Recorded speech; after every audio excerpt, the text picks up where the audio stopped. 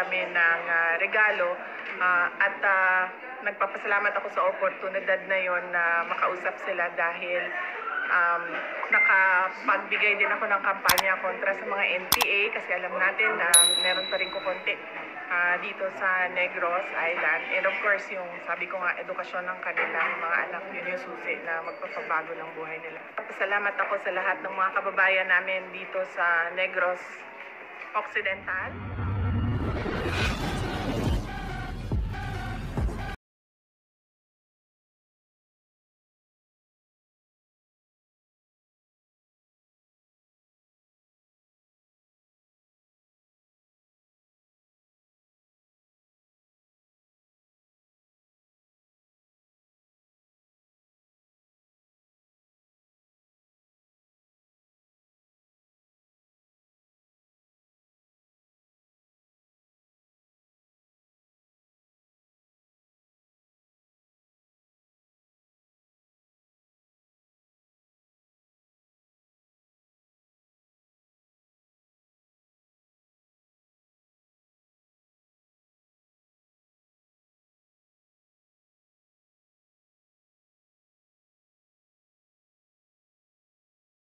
And kay Vice Governor Ferrer sa suporta nila nung nakaraang kampanya at eleksyon na para sa bisita sa kada ng Province of Antique para sa ating mga sakadas.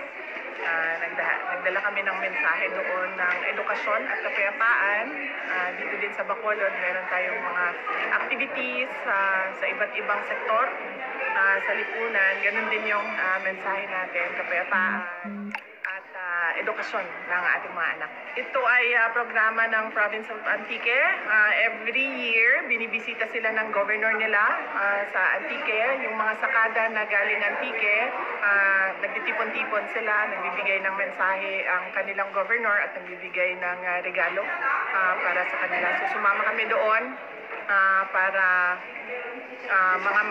mangumusta sa kanila, bumati sa kanila ng maligayang Pasko, and nagbigay din kami ng regalo at nagpapasalamat ako sa oportunidad na yon na makausap sila dahil nakapagbigay din ako ng kampanya kontra sa mga NPA kasi alam natin na meron pa rin kukunti dito sa Negros Island. And of course, yung sabi ko nga, edukasyon ng kanilang mga anak, yun yung susi na magpapabago ng buhay nila. Salamat ako sa lahat ng mga kababayan namin dito sa Negros Occidental sa kanilang patuloy na suporta sa akin personal, kay Inday Sara, and syempre sa trabaho ng opisina ng Pangalawang Pangulo at ang suporta nila sa ating mga guro at mag-aaral na sa loob ng ating mga eskwelahan. Papasalamat kami mula sa Department of Education. Para sa ating mga guro, lagi ko sinasabi sa kanila, nagpapasalamat ako sa kanilang pagserbisyo at sakripisyo para sa bayan natin. Mapanigurado lang na maganda yung kinabukasan ng ating mga anak.